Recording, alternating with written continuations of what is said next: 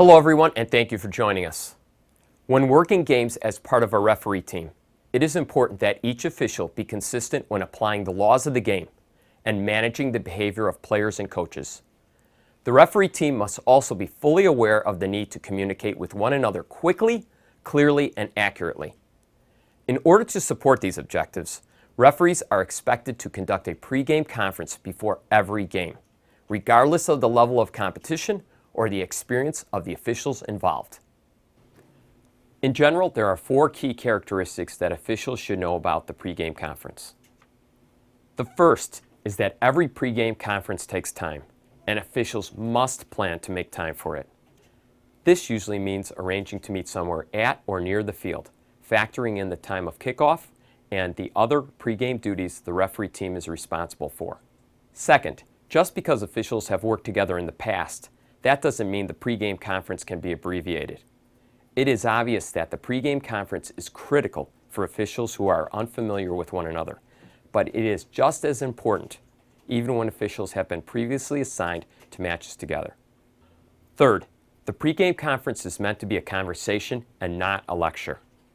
Although the referee has the responsibility to lead the conversation and to make final decisions when there are alternatives, all members of the referee team should be involved. They must be willing to ask questions if anything is unclear, and the referee should be prepared to provide workable and understandable answers. And finally, failing to have any pregame conference or having one that is significantly shortened can lead to problems or challenges. The more competitive the match, the more likely it is that the performance of the referee team will suffer. Even when a referee is assigned to a game without assistant referees, there still needs to be a discussion before the game to ensure that any volunteer club linesmen used clearly understand their role under the laws of the game.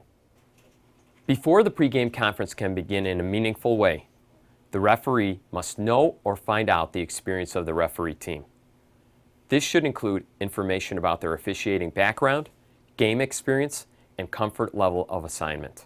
This information is important so the referee can plan the pregame conference based on the strengths and weaknesses of the referee team while still focusing on important information specific to the match. At a minimum, U.S. Soccer recommends that referees cover the following topics during the pregame conference: the local rules of competition and any recent changes in the laws of the game, any specific delegation of responsibilities by the referee to the assistant referees, and any non-standard signals or mechanics the referee wants used. Information about the teams, individual players, coaches, standings, etc. And any factors that may potentially affect the game, such as weather conditions, field issues, or time constraints. It is the referee's responsibility to have thought out and planned these topics in advance.